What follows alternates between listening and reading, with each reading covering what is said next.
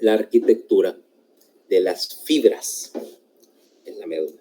O sea, la disposición de todas las fibras nerviosas que ascienden y descienden dentro de la médula. Entonces, para referencia, vamos a poner y nos vamos a guiar con esta ilustración que está acá. Espérate.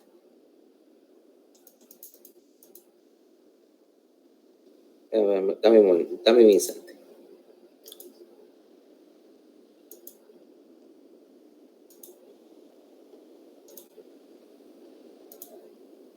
Ok. Entonces, en su mano deben tener esto enfrente. ¿Ok? Esta ilustración que está acá. Y hay otra que es... No está aquí. Bueno, no importa. Empecemos con esta. Doctor, antes de que comience con eso, yo tenía una duda sobre lo que hablaba ayer del asta gris dorsal. Ajá. Que solo están en segmentos torácicos. La asta gris lateral es la que solo está en el sector torácico. Ah, ok. Entonces el asta gris dorsal está en segmentos T1 a T12. Asta gris lateral. Oh. Ah, ok. Lateral. El asta gris dorsal está a lo largo de toda la médula. Ok. Entonces, para efectos de nuestra discusión, nosotros vamos a tener que definir que las fibras que ascienden y descienden en la médula tienen una organización dentro de ella. ¿Okay? Ya hablamos ayer de que había tres cordones. Y estos 3 cordones, cada uno va a contener un número variable de tractos. Ahora, entonces tenemos que empezar con la definición de qué es un tracto de fibras. ¿Ok? A ver, ¿qué es un tracto entonces?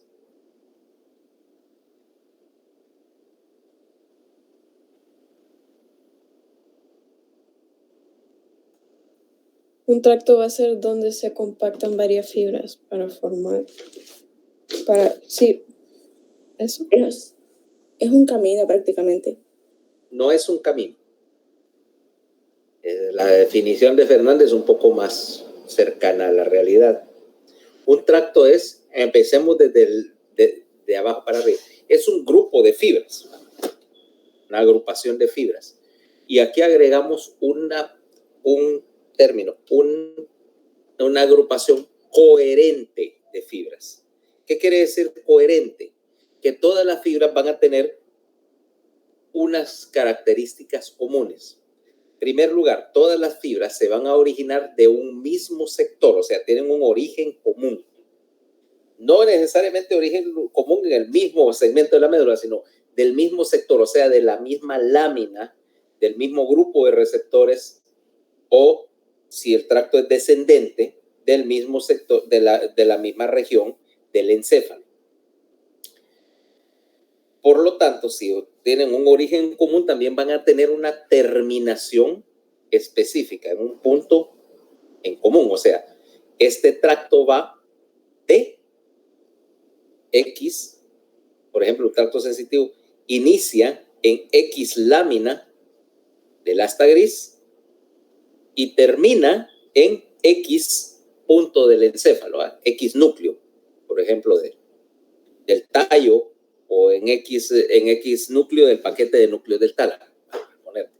O un tracto descendente, iniciar en X región del encéfalo, corteza, o puede ser la corteza, o puede ser un núcleo del sistema de núcleos motores en el tallo, y termina en una lámina específica del asta gris ventral, o sea, definiendo que va de un lado a otro.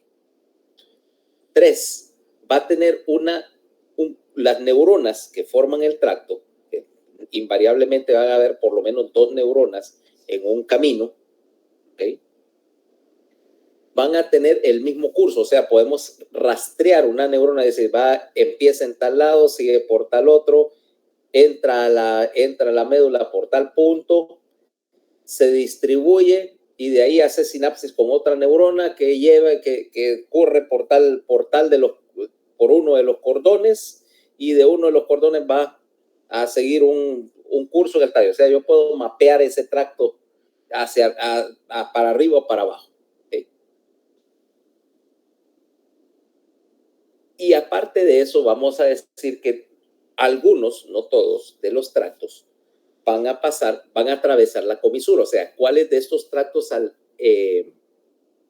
cruzan la línea media? Y aquí hay una palabra para decir, que quiere decir cruce, que quiere decir cambio de lado, y la palabra es decusación.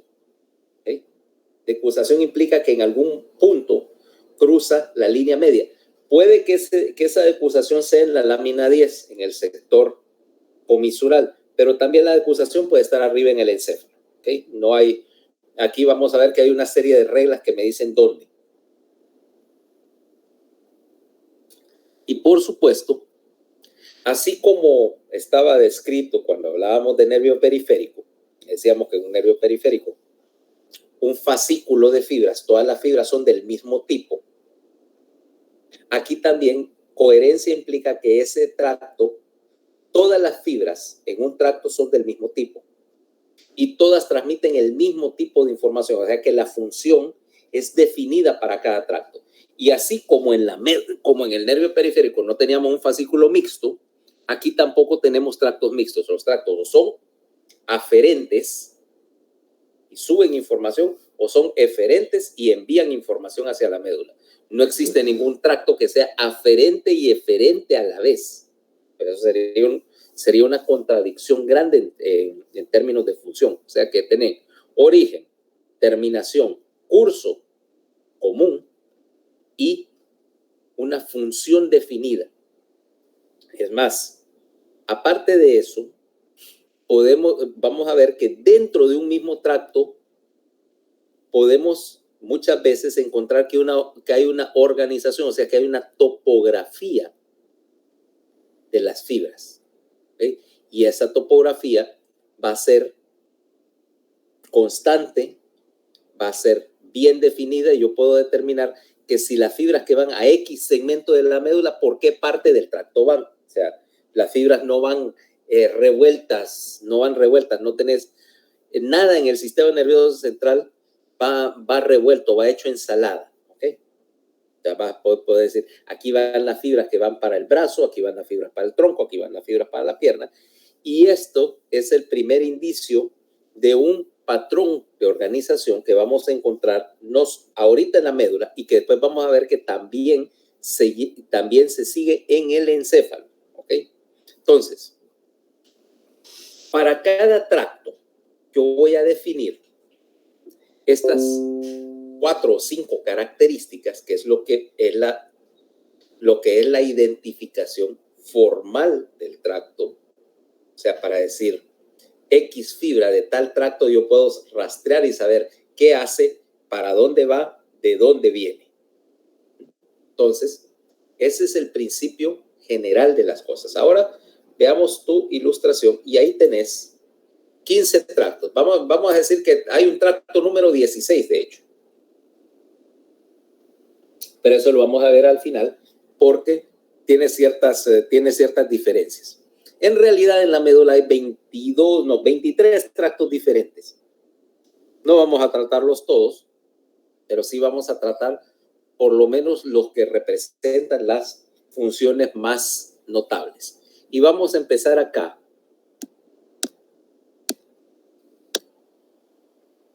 ¿Qué hizo? Ok.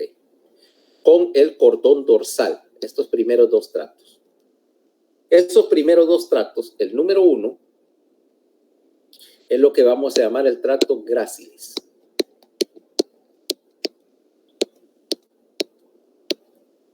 Y el número 2 es el tracto cuneiforme.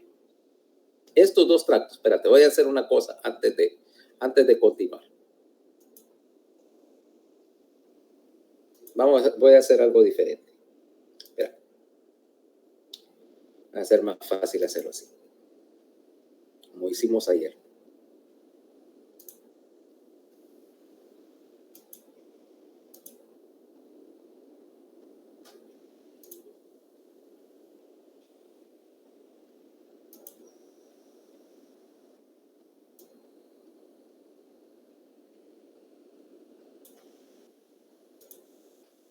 Así creo que se va a ver mejor.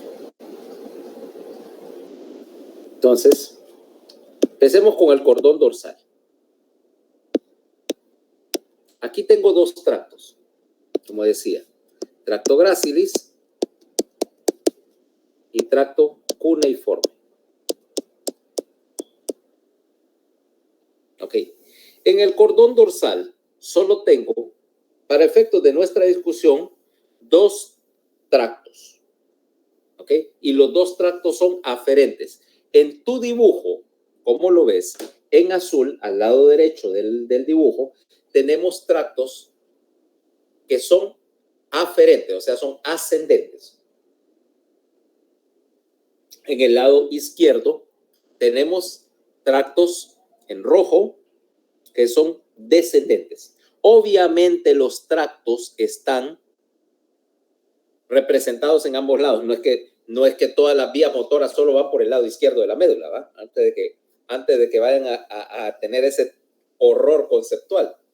Lo que pasa es que ahí, obviamente, por claridad en el dibujo, no se dibujaron todos. Y si te das cuenta y pusieras este tracto, por ejemplo, el número 6 acá, cabe exacto. O sea, en términos generales, los tractos no tienen traslape. Y además, no hay espacio de sobra en la médula. Todos los cordones están completamente ocupados por fibras. No hay espacios en blanco. ¿Okay? Entonces empecemos y analicemos en orden y vamos a ir siguiendo la lógica que decimos. Empecemos con el tracto gracilis. Tracto gracilis se origina en tenemos que definir de origen dos cosas. ¿De qué lámina sale el tracto y a qué? Y aparte de qué lámina sale, ¿a qué nivel? Porque no todos los tractos van a salir de todos los segmentos. Y vamos a definir aquí que la médula, para nuestra discusión, tiene 30 segmentos. Y vamos a definir que el primer segmento que puede originar un tracto es obviamente el primer segmento cervical, C1. Y el último segmento que origina tractos es el quinto segmento sacro, S5. Y me vas a decir, bueno, y el nervio y el segmento coxígeo sí origina tractos, pero no me voy a meter con él. Porque el problema es que desde el punto de vista de la medicina práctica, a mí me interesa conocer la topografía de estos tractos porque cuando yo esté examinando a un paciente, yo estoy probando, de hecho estoy probando a ver si ese tracto funciona o no. Y no tengo ninguna manera práctica, como dije, de determinar si el primer segmento o el segundo segmento coxígeo están funcionando o no están funcionando. Por lo tanto, dejémoslo de lado. No afecta significativamente la discusión que vamos a tener. ¿Okay? Entonces, yo tengo mis 30 segmentos y a menos que yo diga lo contrario, un tracto está representado a nivel de toda la médula, ¿ok? Desde C1 hasta S5, a menos que yo diga, mira, este no, este es un poco diferente. Y aquí tenemos el primer caso. Si ustedes tienen, y como decimos, esto está resumido en ese documento que está en el campo virtual, mira, ahí está más o menos las cosas en términos más sencillos. Entonces definamos el primer tracto. Y ahí lo tenés, yo no sé si se ve en la pantalla el documento, ¿eh? Gracilis. Ok. Vamos a originarlo, ok, cuando hablo de neurona y de origen, voy a decir que este se origina en la lámina 3. Pero no a lo largo de toda la médula. Aunque tengo representación más arriba, las neuronas del tracto gracilis se originan en la parte más caudal de la médula, aproximadamente entre los segmentos T6 y el final de la médula, que es el sacro. ¿Ok? Ahora, ¿dónde termina? El cordón dorsal, lo vamos a empezar a ver porque es el que es desde el punto de vista de conectividad más sencillo. Acordate lo que te decía ayer, eran modalidades con fibras rápidas y donde vos querés meter la mínima cantidad de paradas en la ruta, porque cada parada es una demora. Opuesto así, ¿quién es que es de Santa Rosa de Copán, me dijo? ¿Quién vive en Santa Rosa? Yo. Ok. ¿Cuánto se hace directo? Vamos a ponerte de dos maneras. La Hedman y Alas creo que va a Santa Rosa, ¿va? Directo, no. Así es. ¿Cuánto hace la Hedman y Alas directo? De 2 horas y media a 3. Ok. Porque no hace paradas en el camino. Ahora. De hecho, está antes, mejor dicho, como 2 y media. Ahora suponete que no agarraste boleto en la Hedman, estaba lleno, y te fuiste en los Copanecos. De 3 horas para adelante. 3 horas, optimista, eso será en la madrugada. Van parando a cada rato. Ay, no, horrible. Vaya, van parando literalmente en todos los pueblitos y cruces de camino que hay ahí. Cada vez que ese bus para, pierde ahí 3, 4, 5 minutos y luego por mucho que quiera correr en la carretera, siempre te tardas más, ¿va?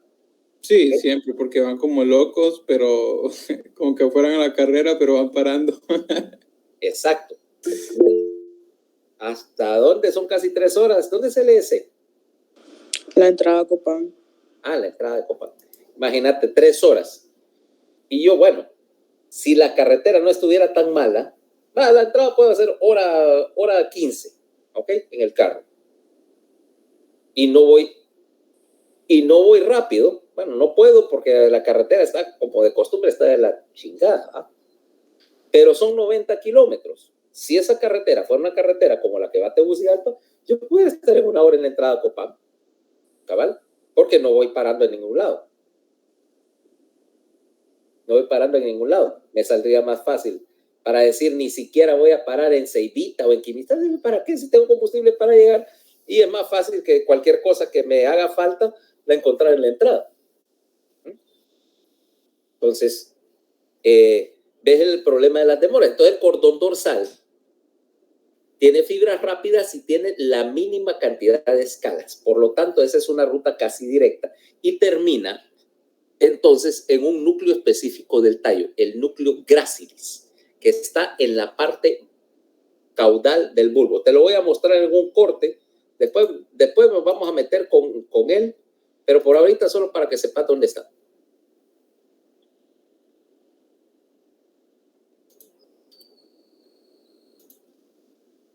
Vamos a ponerlo tallo.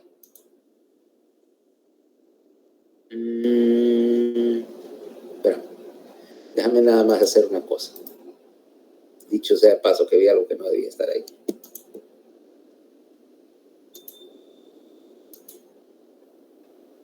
El núcleo gracilis y el núcleo cuneiforme están aquí. Mira, este es el bulbo. Espera. Aquí está el bulbo. Y el núcleo gracilis está acá, mira. Y el núcleo cuneiforme está aquí, en la parte baja del bulbo. Núcleo gracilis, núcleo cuneiforme. ¿Ok? Para que te ubiques del lugar. Después nos vamos a meter con ello, no te preocupes. La otra semana. Ahora, entonces, origen, lámina 3. Terminación, núcleo gracilis. Del núcleo gracilis va a hacer otra serie de conexiones y la señal va a terminar ahí arriba en el tálamo. Pero ese, como decíamos, es otro capítulo de nuestra historia.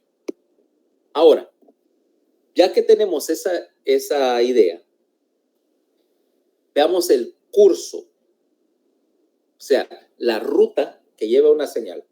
Yo no sé si en anatomía todavía ponen esa clase de preguntas en el examen que dice, lleve un glóbulo rojo desde el corazón hasta la punta del dedo pulgar. ¿Todavía preguntan esa clase de preguntitas?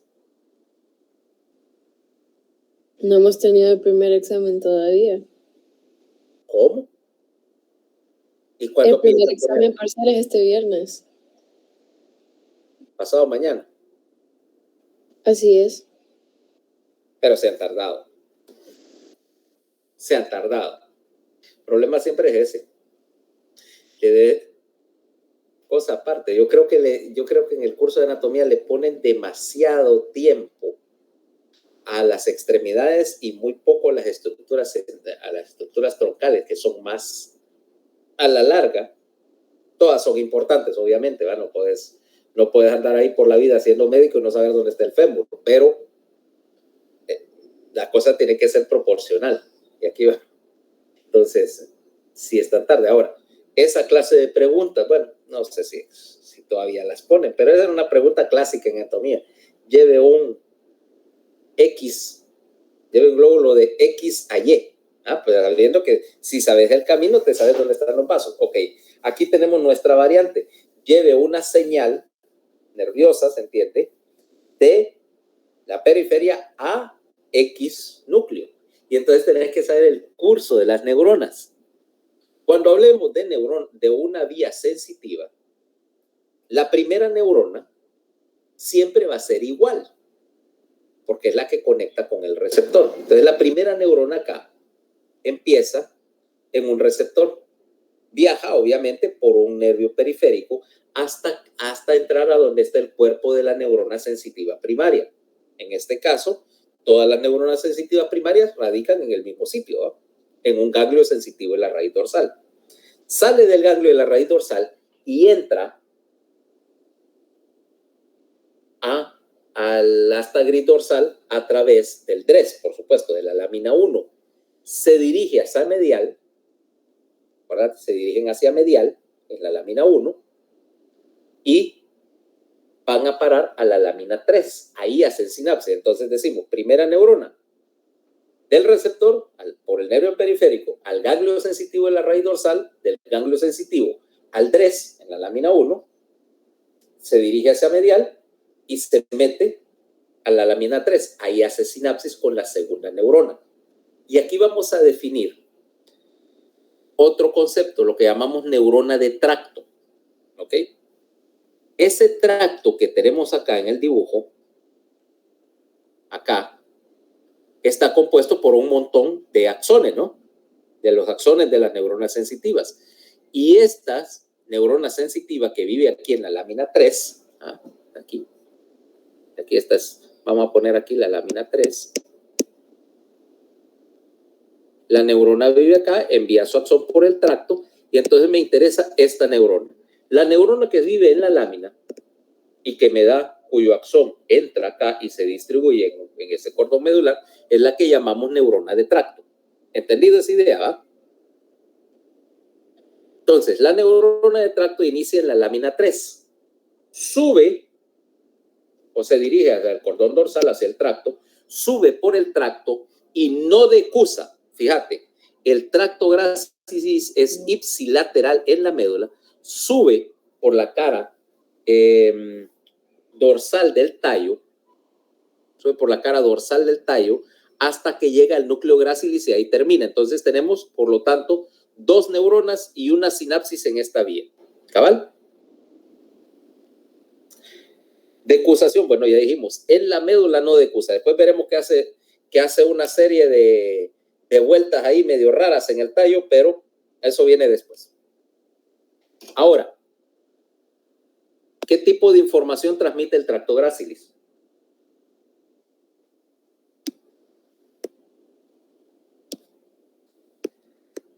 Si viene de la lámina 3, ¿qué procesa la lámina 3? Tacto epicrítico. ¿Qué más? Vibración y propiocepción consciente. Consciente, o sea que esta es la señal de tacto epicrítico, vibración y propiocepción consciente de test que viene de estos segmentos. Principalmente la mayor parte de la información viene de los segmentos L1 a S1, que es del miembro inferior. La información S1. La información que está viniendo en particular del miembro inferior y de la mitad inferior del cuerpo. Y aquí me das a decir un tracto bien grande con información del miembro inferior, y es porque aquí hay un montón de fibras propioceptivas y táctiles. Después de la planta, de la palma de la mano, el siguiente sitio que tiene en finura de la sensibilidad es la planta del pie. Ahora me preguntas, ¿y por qué necesito tener tanta sensibilidad en la planta del pie? Y tanta información propioceptiva viniendo del pie específicamente.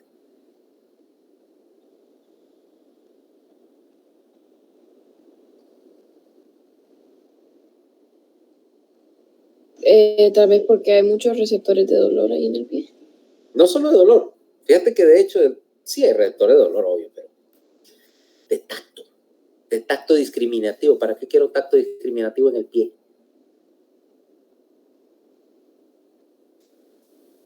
Pues me imagino que desde antes que caminábamos descalzos, pues necesitábamos sentir qué es lo que, en qué nos parábamos. Incluiste la palabra correcta, caminar descalzo. Lo que pasa es que, vaya, sigue. Estamos acostumbrados a caminar con zapatos sobre pavimento que es plano y duro, ¿va? O sea, tu mundo está pavimentado. Tu casa está pavimentada, la calle está pavimentada. ¿Y cuándo fue la última vez que te metiste a caminar descalza en terreno irregular? Tal vez tenía 3 añitos o algo así. La única cosa que me ocurre es que la última vez que caminaste descalza en algún terreno medio irregular, tal vez andarías en la playa, ¿ok? La última vez que fuiste a la playa. Y necesitas esa finura porque yo tengo que ajustar el paso a la superficie en que estoy parado. No es lo mismo caminar, por ejemplo, aquí en el piso de la oficina. Obviamente está pavimentado y que es liso y que ofrece suficiente tracción, a que si estuviera caminando, por ejemplo, qué sé yo, si fuera... un piso mojado que se pueda deslizar uno. Un piso de cerámica, póngale. O lodo, cerámica mojada, por ejemplo. O lodo, vaya, suponete que tuviera, no sé, que fuera vietnamita y tuviera que andar caminando en un arrozal. ¿Ah? Un arrozal que vas a ver que están inundados y es aquel lodito como del fondo del río que no te da tracción. Tengo que ajustar el paso, ¿okay? No es la misma presión, no es el mismo paso, no es la misma longitud del paso. O como vos decís, cerámica mojada, o incluso, vaya, sobre pavimento, pero en Tegucigalpa, que todo es cuesta, ¿va? Tengo que cambiar mi paso. Eso implica que la sensibilidad en la planta del pie tiene que ser casi tan refinada como la sensibilidad en la mano. ¿Okay? Es más, si alguna vez se te ha dormido un pie, sabes que tu paso cambia, que te caminas raro, porque no sentís el piso. ¿Okay? Entonces, aquí, esa es la idea de que tengas tantas fibras. Aparte, el tacto discriminativo, porque aquí también van los segmentos sacros, la sensibilidad genital. ¿Ok? Nuevamente, ¿te imaginas lo incómodo que puede ser tener el área perianal y genital dormida? ¿Okay? Luego, entonces aquí ya tenemos parte del sistema más discriminativo. Veamos el siguiente tracto. El tracto cuneiforme, veamos. En el desarrollo de este sistema, bueno, ¿por qué cuando los niños están pequeños es demasiado sensible este sistema? Porque un niño pequeño no puede caminar en el pasto porque siente como que fueran espinas, básicamente, o es causado porque la piel es bien... La piel es más fina. Sí, pero bueno, tiene que ver también con la sensibilidad, que sea más, no sé. No, depende de que la piel es más fina, porque vaya. Okay. De hecho, los niños no son tan delicados, depende cómo. Vaya, si es tu típico niño así medio fresón de ciudad, que la mamá le da la patarata, si lo agarra caminando en calcetines en la casa, obviamente que no está adaptado. Pero anda, mira, esos hipotes que viven en la calle andan caminando descalzos, o en las aldeas que andan descalzos. Sí, desde porque me he fijado que los niños de la calle andan como que nada, y es por lo mismo por la piel, entonces no por factores que sensitivos. No, tienen la misma sensibilidad. Lo que pasa es que tienen de la planta de los pies es una piel ya bien gruesa, bien resistente. ¿Ah? Sí. No parece La cuero. que fui a la playa con mi cuero. hermanito, no aguantaba ni siquiera caminar. Y como otros niños andan libremente. Porque lo criaron de tal manera que le enseñaron a siempre andar con zapatos. Y si tu mamá era de esas, mi mamá no era muy diferente, que le daba la patarata si te veía caminando descalzo. Entonces, obviamente la piel de la planta de los pies es bien fina y obviamente te molesta todo. Igual que si dijera, igual que si vos venís y vaya, yo no voy a decir que tengo plantas de los pies gruesas y resistentes, yo ando 100% del tiempo con zapatos, excepto tal vez, obviamente, en la ducha, o tal vez adentro de la casa, incluso aquí en la oficina, ni loco se me ocurre andar sin zapatos. Más que nada, porque imagínate, yo estoy trabajando tal vez con metal o algo, de un montón de viruta metálica en el piso y voy a terminar clavándome algo. Ya me ha pasado, ¿ok? Ya me ha pasado. Nada más problemático que estar reparando algo, se te cayó un tornillito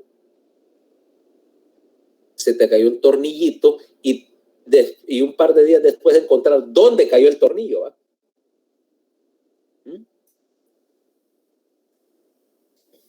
Entonces, pero eso ya es una cuestión mecánica, no neural. Vámonos al otro tracto. Ahora el tracto cuneiforme. Origen. La lámina 3. ¿Qué le pasa a esta babosada? Espera. Lámina 3. Pero se origina en los segmentos C1 a T6 aproximadamente. ¿Okay? Termina en el núcleo cuneiforme que está al lado del tracto grácil. Mira, aquí está el tracto grácil y el núcleo gracilis, y el núcleo cuneiforme y el tracto cuneiforme. O sea, similar al lado del tracto gracilis, el tracto cuneiforme, entonces termina en el núcleo que lleva su nombre. Okay. Veamos las neuronas acá, cómo van. La primera neurona, como decimos, neurona sensitiva primaria siempre es igual. Del receptor viaja por un nervio periférico. Ya sabemos que como estas son fibras rápidas, siempre son fibras A beta 1, ¿ok? Siempre. Pasa al ganglio de la raíz dorsal, sale del ganglio de la raíz dorsal, entra al DRES, del DRES se va para medial, se mete a la lámina 3 y hace sinapsis con la segunda neurona de tracto. La neurona de tracto aquí va a radicar en la lámina 3, se va hacia medial, se mete al tracto cuneiforme y sube hasta terminar en el tracto cuneiforme. No decusa tampoco a nivel de la médula. ¿Ok? Y allá arriba en el tallo vamos a ver que las dos señales de estos tractos van a hacer una combinación ahí. Pero aquí estamos solo con la neurona y vimos que hay dos neuronas. Una neurona del receptor al ganglio sensitivo y que termina en la lámina 3, y la segunda neurona que va de la lámina 3 al núcleo cuneiforme y ahí termina.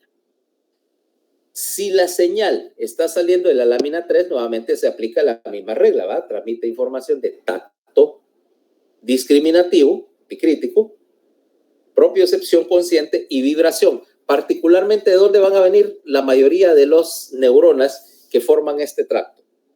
¿O de qué segmentos?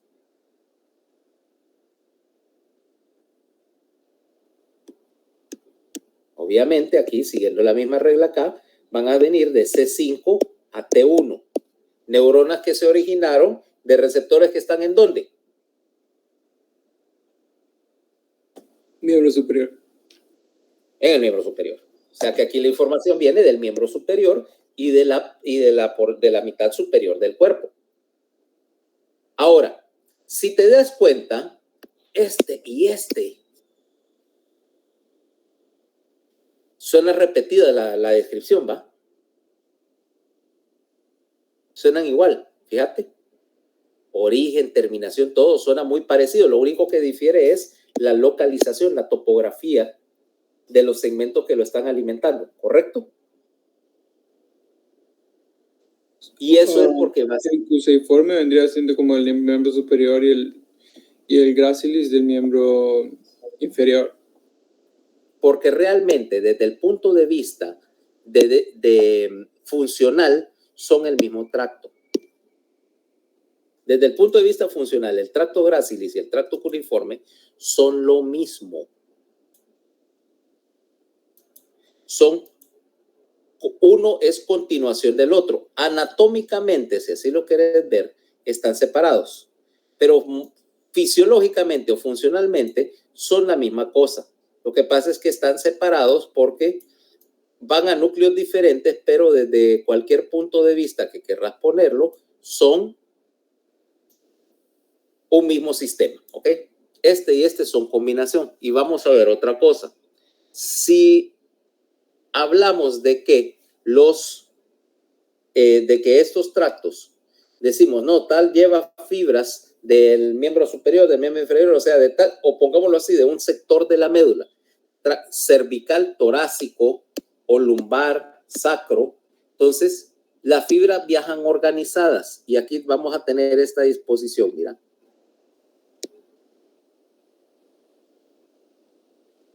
Cervical. Esto bien, aquí vienen las fibras del miembro superior. Cervical.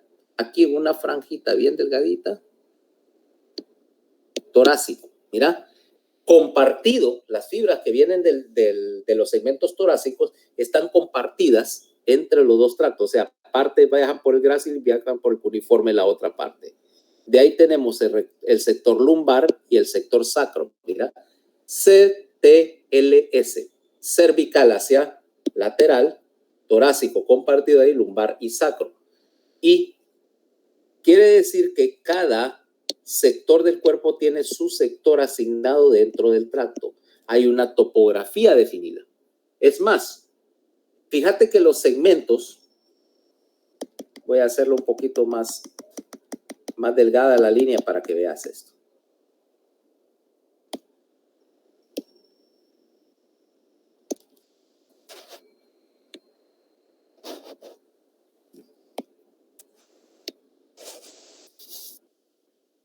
Todo este pedazo del tracto, mira, la mayoría del tracto es cervical. El sector torácico es una franjita más chiquita. Mira, todo el tórax tiene menos espacio y menos fibras que el miembro superior. Aquí el sector lumbar, perdón, acá, el sector lumbar ocupando otro montón de fibras y los segmentos sacros, que son poquitas fibras, una franjita delgada. O sea que la representación ahí o el espacio que yo le estoy dedicando a cada sector va a ser proporcional a la cantidad de receptores que tenga ahí. Como tengo muchos más receptores son en la mano que en todo el tórax, necesito más espacio en el tracto. Y entonces tengo ahora una representación que es topográficamente constante y que es proporcional a la sensibilidad o a la finura de la sensibilidad de la parte corporal que estoy transmitiendo. Este tipo de distribuciones que tengo así se llama una distribución somatotópica. ¿Ok? Entonces definimos somatotopia como la representación topográficamente ordenada y proporcional de las partes corporales en un tracto. Y no solamente lo voy a tener en los tractos medulares, voy a encontrar somatotopia en todos los diferentes sectores del sistema nervioso. O sea, las fibras no viajan al macanazo. ¿Cabal? ¿Entendido ese concepto? Somatotópica. Somatotópica. Somatotopia es distribución somatotópica. La palabra cruda es somatotopia. Es lo mismo. Oh, sí. Es lo mismo. Vos puedes decir la somatotopia de algo, o sea, sería en términos ahí que sería como sustantivo o distribución somatotópica y lo estás utilizando como un adjetivo, vaya, como un calificativo. Excelente. Bueno, así creo que va la cosa. O sea, yo sé neurociencia, no gramática. Neurociencia, no gramática, sino te lo puede decir Fernanda, que también supongo que como yo sufre bastante con la gramática. Peor gramática en español. Sí. Fernanda, ¿estás de acuerdo? La gramática en español es un invento demoníaco. Sí, es una pesadilla. O sea, yo no sé, no, y fuera de ¿cómo se llama? Malinchismo. La gramática inglesa es simple. Fíjate, o sea, en español que te metían, si tu maestro de español ha metido arroyos y que hay como 17 diferentes tiempos y conjugaciones de los verbos y que no sé qué, no sé cuánto, y te ponían aquello que póngase a analizar una sentencia, que cuál es el verbo y cuál es el sustantivo. Mira, esas cosas yo las odiaba. ¿En qué tiempo está? Ajá.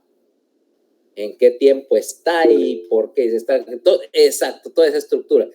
Mira, yo no le entiendo. Fíjate que fuera de broma, yo no es que lo domine mucho, pero entiendo un poquito. Y la gramática japonesa es más sencilla que la gramática española. Vaya. Escribir el japonés era difícil, pero descifrarlo, descodificarlo no es tan difícil. El problema de la gramática viene a ser más que es como una rama realmente de utilidad para estudiar orígenes, tipo filología. No es tanto como para que alguien de bachiller lo vaya a estudiar, como me hablaba a mí una máster, porque vas a trabarle el cerebro al burrito. Ahora, la gramática sí la puede estudiar alguien que es de español por todas las lenguas románticas de las que proviene el español, por toda la conjugación y toda la cuestión esa. De acuerdo. Ahora, yo nunca entendí por qué a uno de bachiller le ponían a estudiar eso. Porque hay que darle trabajo a los maestros de español. ¿Sabes? Dice Andrea, ¿sabes poner tilde? Pues entonces me ganas en eso, porque yo no tengo ni puerca idea de dónde van y yo opté por una solución más fácil. No pongo ninguna. No sé dónde van los acentos. Ni me hacen. Ya me imaginé quebrándome la cabeza en el examen tratando de descifrar qué es lo que quiere decir el doctor. Si quieres les pongo el examen en inglés, para mí es más fácil. Para mí es más fácil lo que la universidad quiere que lo ponga en español. Tío, ajá. ¿Ya? Sí. No, y lo que dice César es cierto, la filología es importante porque te ayuda, o sea, pero fíjate que tus procesos naturales de análisis del lenguaje lo hacen sin necesidad de todo ese montón de rayería, vaya. Es como que pongamos a Fernanda, por ejemplo, y yo te voy a dar un documento en sueco, ¿ok? Y te voy a pedir que intentes sacarle la mayor cantidad de sentido posible. ¿Qué crees que va a pasar? No sé, tal vez algunas palabras las pueda identificar porque son parecidas al inglés. Fíjate que se parece lo suficiente como que pudieras tener un 30-40%. Así, a simple vista. Las palabras se parecen y la estructura es muy parecida a la del inglés. Sueco, noruego, holandés. Y de hecho, si estás oyendo hablar a alguien en holandés o en sueco, suena un poquito como inglés, pero pronunciado raro. Se pronuncia súper difícil. El sueco es bien difícil de pronunciar, pero saca suficiente sentido como para tener una idea de qué está diciendo. ¿Ok? De hecho, puedes probarlo. Hay un canal que se llama Europa, ¿va? ¿No lo tenés en tu cable? No veo cable. Bueno, son muy pocas las diferencias entre las lenguas nórdicas, sí. Entonces, ya lo entendés muy bien. Y ahí ponen películas de detectives, como que a esos manes les gustan las películas policíacas. Y entendés un poquito. Igual que, vaya, las lenguas románticas. Español, italiano, portugués, son lo suficientemente parecidas en estructura como para que Yo puedo leer portugués y vos también, ¿va? Sí, es muy parecido. Lo suficientemente parecido. Por lo menos la estructura, las palabras cambian. ¿Okay? El francés también es muy parecido al español. El francés es un poco más lejano. ¿Okay? Te cuesta un poquito más el francés. El italiano es lo suficientemente parecido, porque tu sistema natural para procesar lenguaje lo hace automáticamente, reconoce el patrón y puede llenar los espacios. ¿Okay?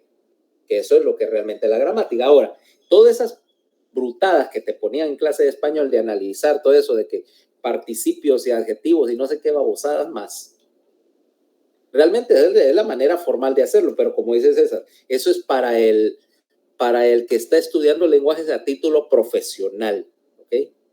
O para analizar efectivamente el origen, cómo un lenguaje se fusionó o se derivó con otro, ¿ah? Pero para el uso diario, no. Y como te digo, yo entiendo o puedo leer francés, nunca he puesto un pie en la Alianza Francesa, ¿verdad? No voy a decir, jamás llevé clases de francés. Y puedo más o menos hacerme entender, vaya, si me toca ir a Italia o a Francia, por lo menos no me voy a morir de hambre, vaya. Como decía una novia que tenía que sí hablaba francés, que había estudiado francés, que yo hablaba francés de marinero, parecía que lo había aprendido en los muelles, ¿va? Y tenía razón, porque yo lo aprendí en la calle. Pero de morirme de hambre no me muero de hambre. Mi corteza del lenguaje puede hacer el trabajo. ¿Y a dónde fue expuesto el idioma francés usted? ¿Cómo? ¿Por ella? No, literalmente francés de cantina. Cantina. De cantina, por andar paseando y metiéndome en tuburios en todas partes, ¿vale? ¿Algo aprendes? Algo aprendes de cantera, no, yo no soy turunca, de cantina, No, de madero, antro. creo que Dulce se está burlando de mí porque confundí cantera con Cantina. con cantina. Al menos el doctor no va a ser como esos catedráticos intensos que, si no me equivoca, no pone una tilde o algo, le quitan un puntaje. No, mire, uno escribe, y eso sí, fuera de broma. Yo espero que alguien escriba, y esa es una falla del sistema educativo.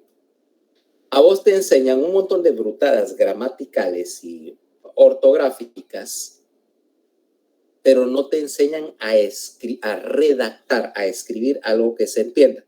Y mi aproximación a esto, y dicho sea de paso para que quedemos claros, yo no te voy a bajar un punto. En primer lugar, no es clase de español, porque vos no le pongas acentos a las cosas mientras se entienda. No te voy a bajar formalmente tu nota por errores de ortografía. Sin embargo, eso no te exime el hecho de que si vos vas a escribir, si sos médico y sos un profesional universitario y tenés mala ortografía, eso refleja tu cultura general. O sea, se supone que uno debe saber escribir bien. Pero lo que a mí me interesa, y en una cuestión como medicina particularmente, es que lo que vos transmitís o tu comunicación sean claras, sean inequívocas, que no haya una ambigüedad que pueda constituir un problema de interpretación y que te lleve a un error. Entonces, por eso es que yo critico más, por ejemplo, gente que escribe y que aquello puede que esté gramaticalmente correcto, pero como no saben encadenar sus pensamientos, lo que escriben cuesta leerlo y eso sí te puede costar. O sea, vos agarrás y contestás una respuesta de esas de tipo de ensayo, respuesta breve, y después que la contestaste, la tenés que leer de nuevo, leerla. ¿Tiene sentido lo que escribí? Si otra persona, no yo, otra persona lo va a leer, me irá a entender lo que estoy diciendo. Porque si yo no lo entiendo, yo no voy a estar tratando de descifrar un acertijo. Ahí sí la pregunta está mala. Si la ortografía está mal, realmente es muy pocas las veces en que te va a cambiar el sentido de las cosas.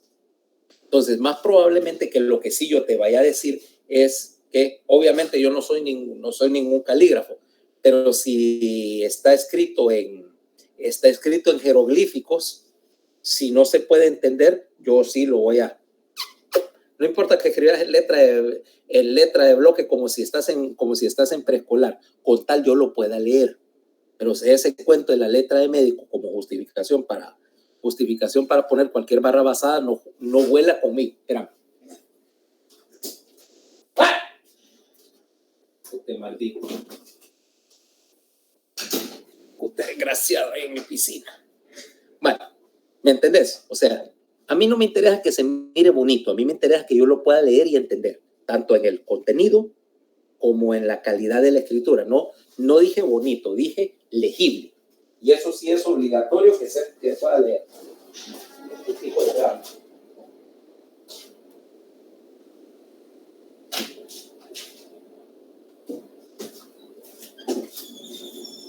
Bueno, que se pueda leer, eso sí, para el examen, porque van a venir por lo menos el 20% del examen van a ser preguntas de respuesta breve. Entonces, sí, asegúrense que cuando escriban una respuesta de esas, la revisen después para ver que lo que están diciendo no sea un trabalenguas, porque eso sí puede costar. Si yo no lo entiendo, yo voy a tratar de sacarle sentido, pero si aquello es literalmente un trabalenguas, si es no gramaticalmente, sino semánticamente incorrecto, sí, eso sí te puede costar un punto. ¿Ok? Doc, ¿será que le puedo enviar una imagen entonces de cómo escribo para que me diga si entiende? Porque si no me voy a ir chuco en el examen. O sea, si escribí jeroglíficos, aunque sea escribí como si estuviera haciendo un rótulo, vaya. Es que me va a tomar mucho tiempo. Es que si escribo bien y bonito, más o menos estético, entendible, me toma bastante tiempo escribir. Más tiempo te va a tener repetir el semestre si no entiendo la respuesta. Vaya. No, hablo en serio. Si es ilegible, yo lo pongo mal. Yo no me voy a desretinar tratando de entender jeroglíficos. O sea, como te digo, no me interesa que sea estético. No me interesa que sea estético, pero sí, si algo es indescifrable, ahí sí hay problemas. O sea, no importa que escribas en letra de molde de escuelero de primer grado, pero que se pueda leer. No importa que sea letra grandota, así que ocupes tres hojas para una respuesta, pero que yo entienda lo que estás poniendo. ¿Ah? Pues yo he tenido gente que literalmente es ilegible, y eso es una cosa que, como te digo, ese cuento de la letra de médico, yo sé que se le ha sacado chiste por siglos, pero realmente te puedes imaginar, ya fuera de broma, las implicaciones de que tu letra es ilegible y vos, por ejemplo, no pueden entender tu prescripción. Y, por ejemplo, vos querías poner ranitidina, que es un medicamento para lo que es la producción de ácido, un antiúlcer, y la enfermera no entendió y le puso ranolacina, por ejemplo, que es un antiarrítmico, y a la dosis respectiva de ranolacina le hiciste una parada cardíaca al paciente. Esa es la clase de cosas que pasan cuando la enfermera no lee, no puede leer, o vos le mandaste algo en jeroglíficos y ella interpretó lo que creyó, ¿va? Consecuencias como esas. Y acordate que vos en algún momento vas a estar prescribiendo, y ¿quién va a despachar el medicamento que vos recetaste? La dependienta de la Kielsa, que a duras penas terminó el colegio. ¿Ok? ¿Ya me entendiste? ¿Cuál es el por qué digo yo que escribir jeroglíficos puede salir peligroso para alguien? Sí, es cierto. Yo digo que antes de graduarse deberían de ponernos unos libritos de caligrafía o algo así. Libritos de caligrafía. Mira, yo conozco a algunos que lo que le dieron a los libritos de caligrafía es el Nacho. Vaya. Que lo primero que hay que comprar es el Nacho 1. No, yo también. Yo no digo que yo no sé escribir en letra de carta. La única cosa que yo puedo escribir en letra de carta es mi firma. Nunca aprendí. Y vos, Fernanda, escribís también en letra printeado, ¿va? Porque no se usa la letra de carta en las escuelas bilingües. Sí, en primaria, toda primaria la hice con letra de carta. Hasta quinto grado creo que empecé. ¿Pero en qué escuela estabas? Primero estaba en la Gran Comisión y después me pasé a Mountain View. Ah, tal vez por eso. Porque Pero mira, Gran Comisión es bilingüe. yo sé que es bilingüe, pero es la excepción. Sí te hacían llevar caligrafía y letra de carta hasta sexto grado. Pero vos sabes que incluso en los exámenes, la mayoría bilingües se dice ahí, en la principio, print your answers, ¿va? Que lo hagas en letra suelta. En letra suelta, y por lo tanto yo nunca aprendí, yo no sé usar letra de carta, no voy a estas alturas creo que ya no voy a aprender. Y también por claridad, ¿ok?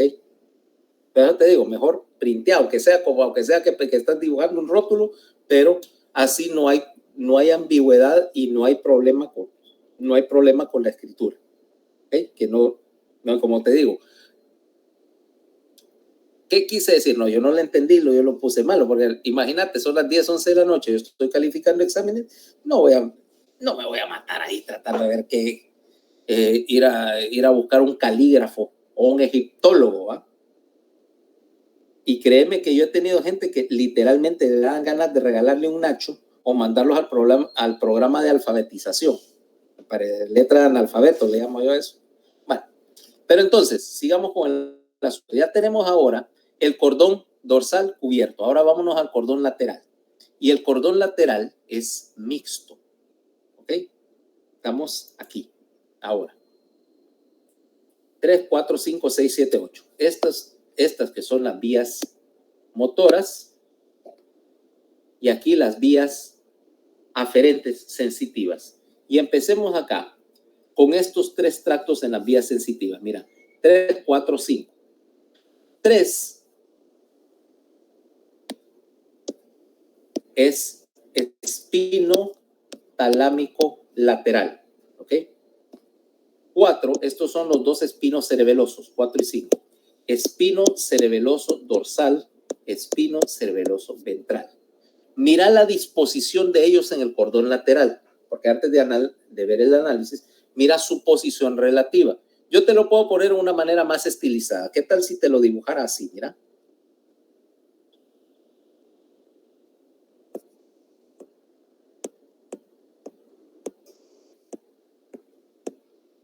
¿Ah? ¿Ves? Incluso lo voy a hacer más, como que dice más interesante, como la misma disposición relativa. Espérate.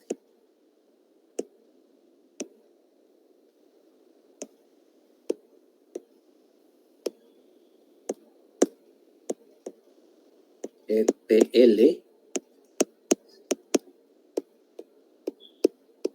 ¿Ves la disposición de 1, 2 y 3 que tenés ahí? Esta agrupación es lo que llamamos la tríada del cordón dorsal. Y no solo es importante por el hecho de los tractos que contiene, sino por su posición relativa, su distribución ahí.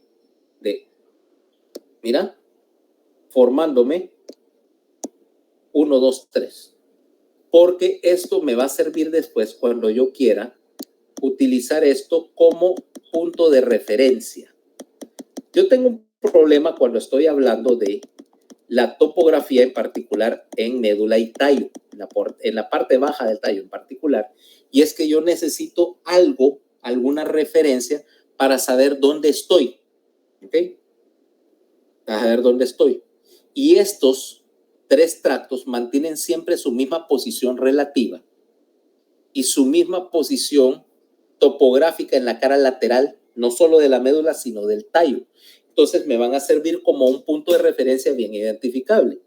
Vaya, para ese efecto es como que yo diga, César, ¿cómo llego a tu casa, por ejemplo? Y vos generalmente me vas a dar una referencia en términos de algo bien visible. Vaya, vivo en la colonia X, vaya. Ajá, y le digo, en la colonia, no, entre usted por la entrada principal y llega al área verde, y en el área verde hay un enorme árbol. En el árbol, de vuelta a la izquierda y camino una cuadra. Y ahí va a tener mi casa. ¿Y cómo sé cuál es tu casa? Ah, que frente a mi casa hay sembrado, qué sé yo, 3 arbolitos de almendra. son referencias externas, ¿no? Pero son obvias. Entonces yo lo que ando buscando primero es un arbolote grande, que es un gran árbol de aguacate, y después 3 palitos de almendra. Y me ubico. No, yo te estoy diciendo porque frente a mi casa hay 2 palitos de almendra. Y porque, bueno, realmente son de los árboles que si uno planta frente a la casa, generalmente son los más comunes. ¿Ah? Pero como te dan sombra rápido. ¿Ah? Pero sí. Bonitos para poner hamaca. También, o sea, son árboles comunes, ¿verdad? Si me hubieras dicho que tenías otro árbol más exótico, bueno, sería la excepción, pero incluso sería mejor, porque vaya a decir un almendro y tal vez hay varias casas con almendro, pero suponete que en tu casa lo que pusieron es, qué sé yo, un árbol de naranja. Ok, mira, es el único árbol de naranja ahí. Es una referencia única. Aquí la tríada del cordón lateral es mi referencia para encontrar dónde está la porción lateral del tallo. Ok, y entonces yo me puedo referir a algo, decir, mira, eso está medial a la tríada, está dorsal a la tríada, está, porque es una estructura fácil de identificar. Es lo que quiero que busquemos, algo que es fácil de identificar por esa disposición y saber que dónde me está poniendo. ¿Okay? Entonces, primero es su valor como referencia topográfica. Ahora veamos ¿cómo se llama? Los tractos en sí. Empecemos por, espérate. Voy a quitar esto, déjame quitar el as. Y empecemos por el espino talámico lateral. 3. Espino talámico lateral. Origen. La lámina 4 y 5, 6. Acordate que te dije que estas las fusionamos a lo largo de toda la médula, o sea, de C1 hasta S5. Este lo tenemos a nivel de todo el cordón medular. Este espino talámico lateral me representa una parte más antigua del sistema sensitivo. Estos gráciles y cuneiforme, que eran los más modernos, forman esas modalidades tactoepicríticos, lo que llamamos el sistema neoespinal, que es más moderno. Mientras que acá tengo un sistema más antiguo, más primitivo, que llamamos el sistema paleoespinal. Y este tracto espinotalámico lateral su nombre, fíjate que aquí vamos a tener una ventaja. Gráciles y cuneiforme, como nombres no me dicen nada, pero este espino talámico lateral sí me da una información crítica. Si se origina en la médula, espino, y termina, ¿en dónde? En el tálamo. En el tálamo, más específicamente, termina en el núcleo ventral posterior del tálamo. Vamos a abreviar y decir BPL en el tálamo. O sea que a partir de ahora yo puedo saber inmediatamente con el nombre del tracto, yo puedo saber de dónde a dónde va.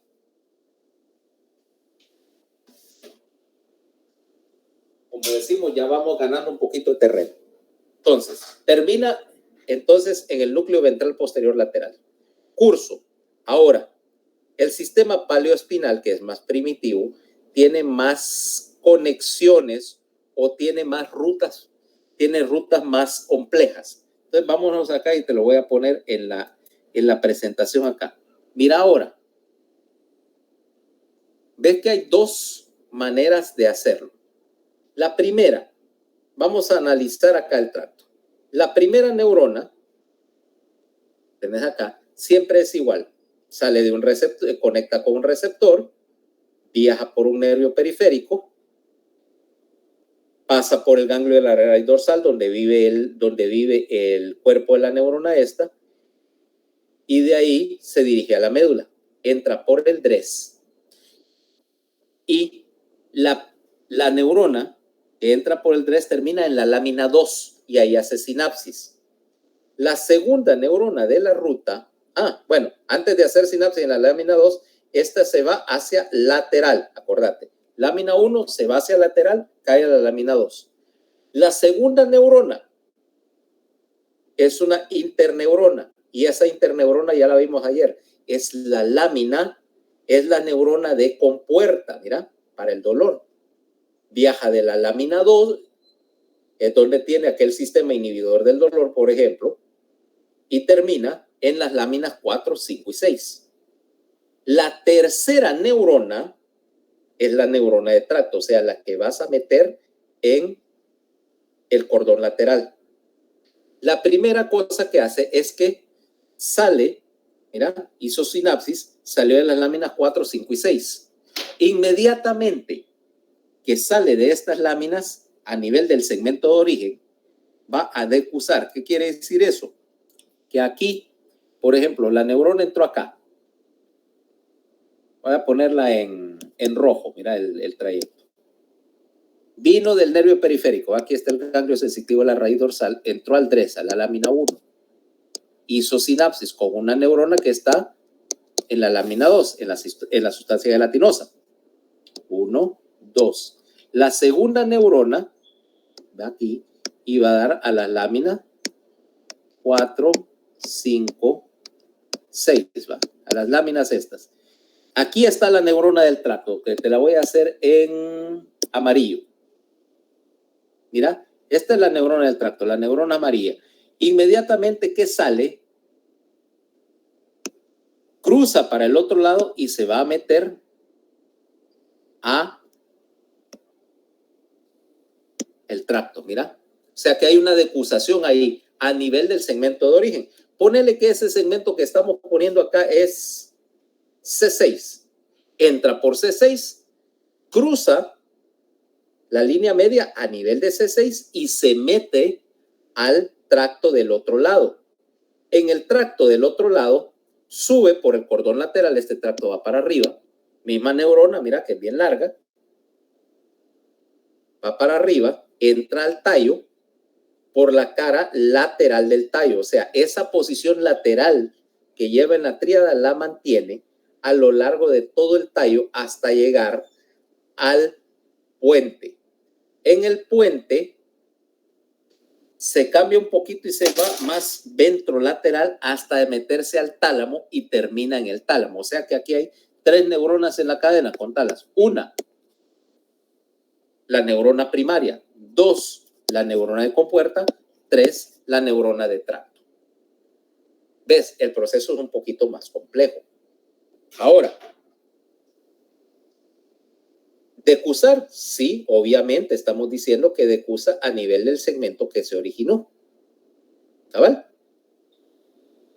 Ahora, ¿qué nos queda? Función. ¿Qué funcionalidad voy a tener acá? El sistema paleoespinal maneja las modalidades más primitivas de la sensibilidad. Dije, ¿va? La señal que está viniendo de las láminas 4, 5 y 6. Y esas láminas 4, 5 y 6 que están acá, ¿qué información procesa?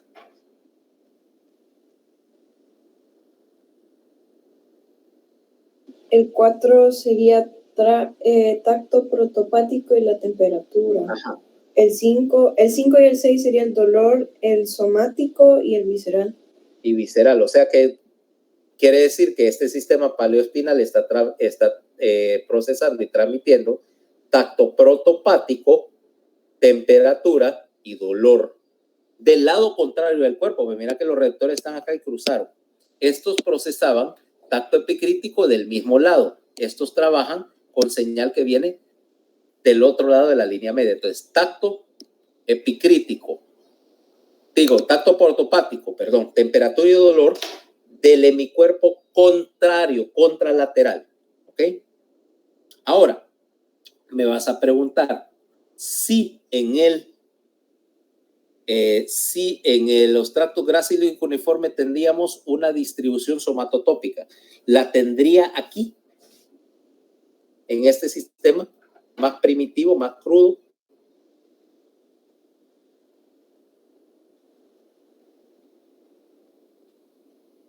¿Tendría esa información ahí?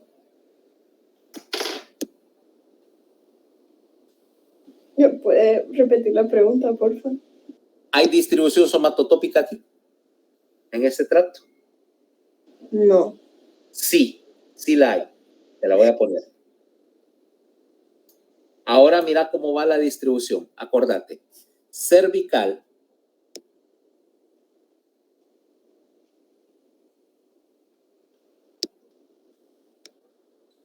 Bien finito esto, espérate. Torácico. Lumbar, sacro. Okay. C, T, L, S. Cervical pegado aquí, mira, al asta gris. Cervical en la porción más medial del tracto. Torácico, una franjita delgadita, ahí te la voy a hacer en negro porque apenas la puedo dibujar.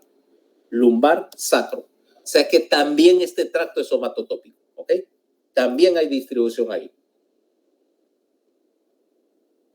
¿Cabal? Sí, entonces lo que son los tractos 6, 8 y 7 no serían somatotópicos. Sí, 6 sí. Ya veremos por qué. Ajá. Sí, no es el único lugar, por eso te dije la somatotopia, y no solo en la médula, tenemos acá, vamos a poner acá, entonces para que te ubiques también las diferentes somatotopias, C, T, L, S. En términos generales, las fibras cervicales quedan siempre pegadas al asta gris, ¿ok? Para que te ubiques cómo queda la orientación. Míralo ahí. Lo único, este es un solo tracto. Aquí tenías compartido. Aquí es uno solo. ¿Ok? Ahora vámonos a los tractos espinocerebelosos. Y aquí tengo que explicarte una cuestión.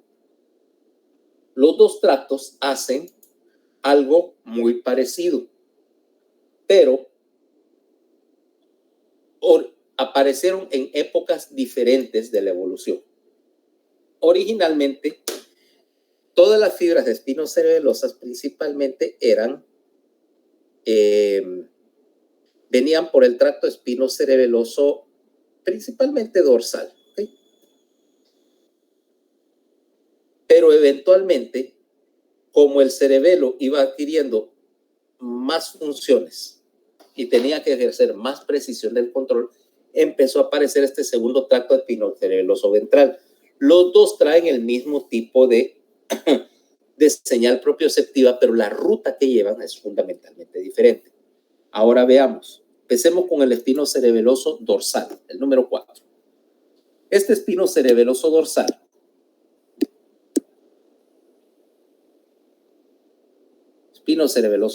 vamos a ponerlo acá, SD, se origina en la lámina 7.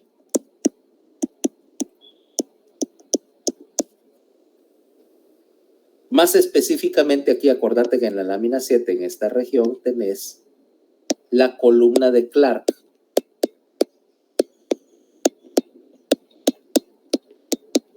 ¿Ok? La columna de Clark, que es hacia donde va a parar toda la señal para la propiocepción no consciente. Acordate, el cerebelo no necesita la intervención de la conciencia para el control motor, para lo que llamaríamos que es la función de ajuste, de corrección del movimiento. Lo puede hacer independientemente de una señal cortical. Que si el cerebelo después le envía información a la corteza sobre lo que hizo, pero eso es un informe de actividades. No es que le está pidiendo a la corteza ningún tipo de confirmación de lo que hace, sencillamente le dice lo que hizo. Entonces, origen, la lámina 7, la columna de Clark, y la columna de Clark está presente como era de esperarse a lo largo de toda la médula. Termina, obviamente, en la corteza del cerebelo.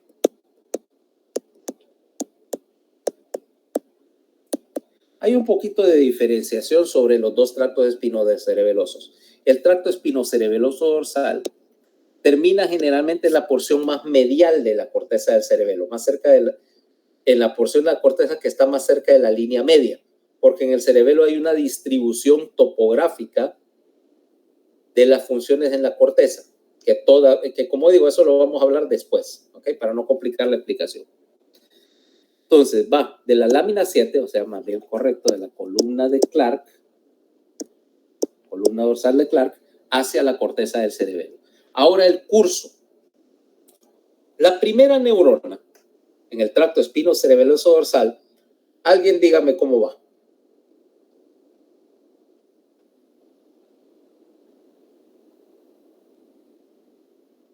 Del receptor al nervio periférico.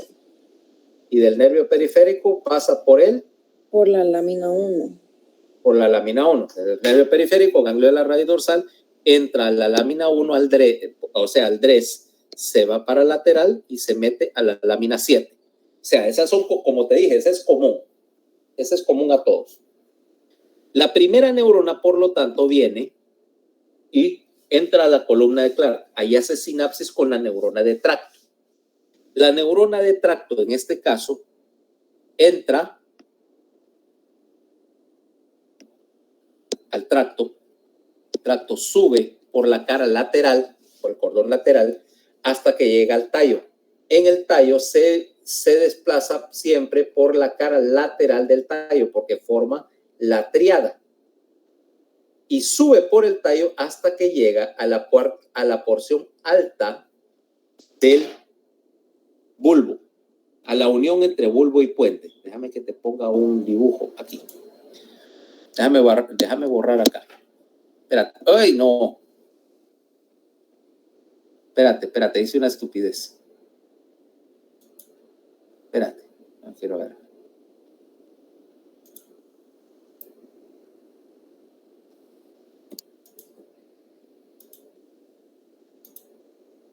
Ahora sí. Ahora mira lo que hace esta. El tracto espinocerebeloso dorsal. Está entrando por acá, mira. Y llega a la unión entre bulbo y puente y tiene que dirigirse hacia el cerebelo y sale para acá, mira. Este bloque de fibras que te voy a poner acá, mira, representa uno de las conexiones del cerebelo con el resto del sistema. Es lo que llamamos el pedúnculo cerebeloso inferior. Y el tracto, la neurona de tracto viaja por acá, se va por el pedúnculo inferior y se va a distribuir en el cerebelo. ¿Ok? ¿Ves? Toma su salida. O sea que hay un punto en que la tríada acá deja de existir porque ya, bueno, de los tres se fue uno y quedan los otros dos. Entonces, pedúnculo inferior, punto de salida. Y si te das cuenta, hasta ahorita no he hablado de acusación porque aquí estaba la lámina 7 y mira, se fue ipsilateral. Ese tracto, el cerebelo trabaja del mismo lado. Es una excepción acá. ¿Ok? Es una excepción acá a lo de que el cordón lateral trabaja cruzado. Esta es una excepción porque si te das cuenta, ahí no hay decusación. ¿Ok? Entra y se va. Se va recto. Ahora, es obvio qué tipo de información está viajando por este tracto. A ver.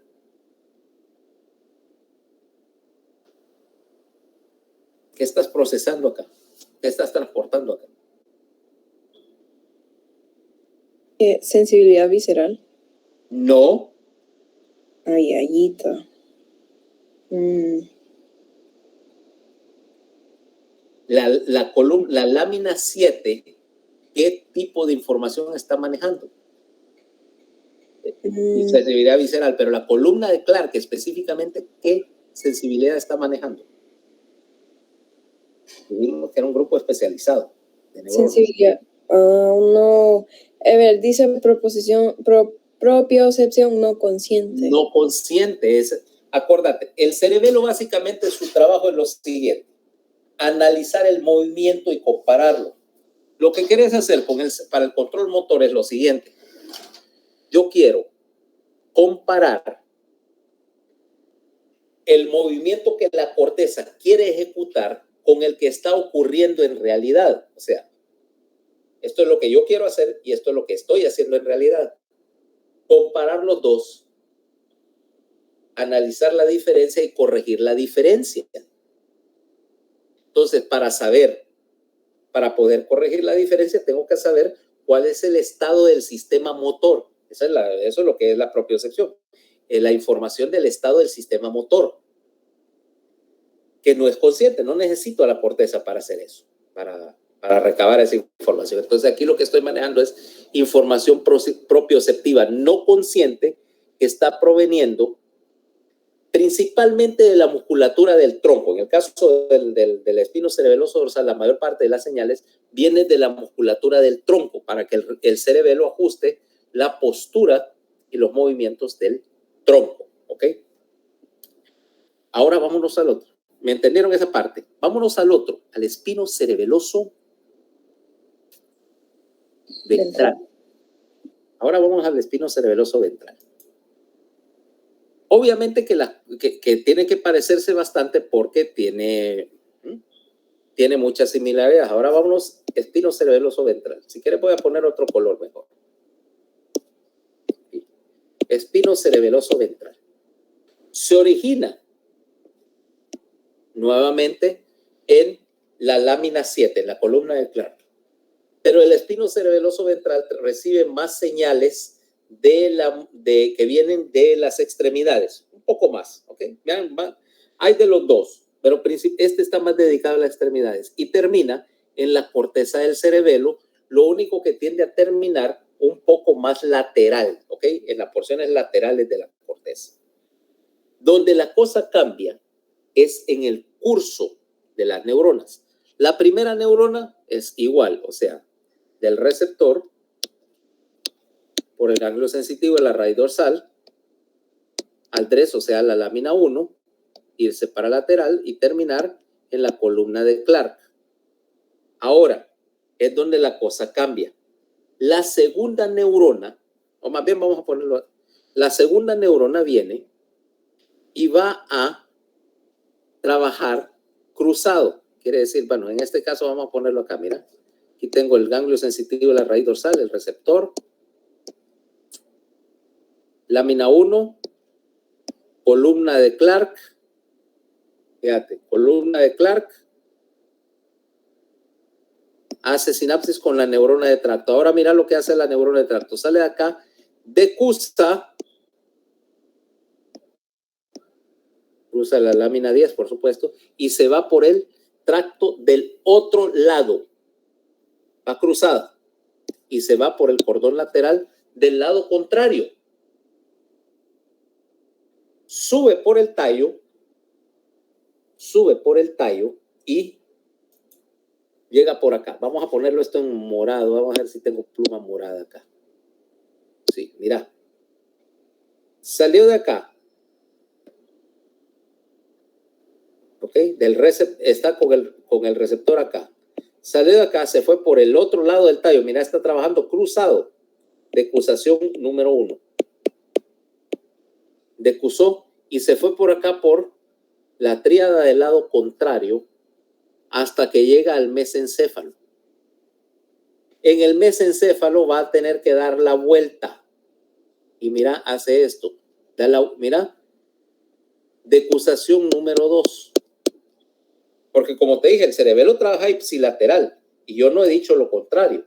No me estoy contradiciendo, sino que da la vuelta aquí, sube, vuelve a decusar a nivel del mesencéfalo y sale por este brazo que está aquí, mira, el pedúnculo cerebeloso superior, mira, pedúnculo cerebeloso superior. Entonces, entra, viene, da la vuelta y va a terminar al mismo lado porque cambió de izquierda a derecha y de vuelta a la izquierda, hizo una vuelta en U. O sea que este no tiene una, sino que tiene 2 decusaciones. Una a nivel de su segmento de origen en la médula y otra en la parte baja, en la parte caudal del mesencéfalo. O sea que hay una doble decusación de tal manera que hizo básicamente un giro de 180 grados para terminar siempre del mismo lado donde se originó. ¿Me entendieron esa idea? Sí, entendí. O sea que fíjate que, por ejemplo, los dos vienen del mismo receptor. Mira, acá, izquierda, lo único que este solo se fue por el lado izquierdo y este se metió en contravía y luego regresó. ¿Ok? Y que tienen dos salidas separadas. ¿Cómo se llama? El espino cerebeloso ventral sale por el pedúnculo superior, el espino cerebeloso dorsal sale por el pedúnculo inferior. ¿Ok? Y aun cuando no hay una somatotopia definida como tal, pero sí te das cuenta que manejan diferentes señales. Esta viene del tronco primariamente y esta viene de las extremidades. ¿Ya? O sea que hay un poco de diferenciación entre uno y otro, pero los dos están manejando el mismo tipo de señal propioceptiva no consciente. ¿Ok? Ahora, ahí tenemos ya la tríada y los tractos sensitivos. Veamos ahora qué tenemos al lado izquierdo, porque tenemos que entrar con los tractos motores. Y aquí en el cordón lateral tengo 3 tractos motores. Voy a poner otro color, vamos a usar rojo ahora. Este que está acá es el tracto córtico espinal lateral, que en libros viejos le van a llamar tracto piramidal. Lo que pasa es que el tracto piramidal no me dice nada acerca de su ruta. En cambio, córtico ya me está diciendo algo. El 7 que está acá es el tracto retículo espinal lateral. Y el 8 es el tracto rubro espinal. ¿Ok? Fíjense bien que si yo lo quisiera lo metería acá, mira. 7. ¿Ves? O sea, están representados bilateralmente para que no me van a confundir que solo existen en el lado izquierdo, por favor. Ok, ahora, cuando hable de tractos motores, la situación se invierte un poquito. La primera neurona en la cadena tiende a ser la neurona de tracto, o sea, viene de arriba y hace sinapsis con alguna neurona en algún punto del asta gris ventral. ¿Okay? La segunda neurona, entonces, va a salir de acá y se va a dirigir al efector. Generalmente de efector aquí estoy hablando de algún tipo de músculo, aunque no obligatoriamente. ¿Ok? O sea que el orden se invierte. Y entonces aquí vamos a hablar de 2 neuronas en el sistema. Una neurona motora superior, que es la neurona de tracto, y una neurona motora inferior, que está en el asta gris y que generalmente es lo que vamos a llamar una vía final común. Vía final común quiere decir que es un punto donde varios sistemas pueden hacer convergencia y juntarse para controlar una sola cosa. ¿Ok? Es donde vas a sumar impulsos o a balancear impulsos. Entonces empecemos por el tracto, mañana lo vamos a ver. Tracto córtico espinal, ¿ok? Los tractos córtico espinales y retículo espinales, ¿ok? Eso bien puede quedar para discusión. Mañana vamos a terminar el asunto de los demás tractos y el cordón ventral. Ya una vez que entendamos esto, los demás son bien fáciles, la verdad, porque ya tenés la idea básica. Hasta ahorita, ¿alguien tiene preguntas? Mañana le haría las preguntas porque tengo que ir a volver a ver la grabación. Vaya, está bien. Acuérdense que esto también está en video. ¿Ok? Para aquel que lo quiere ver, está grabado. Entonces, mañana seguimos con esta historia. Muchas gracias, doctor. Ok, cheque. Bueno, ok, bye. Gracias, doctor. Ok.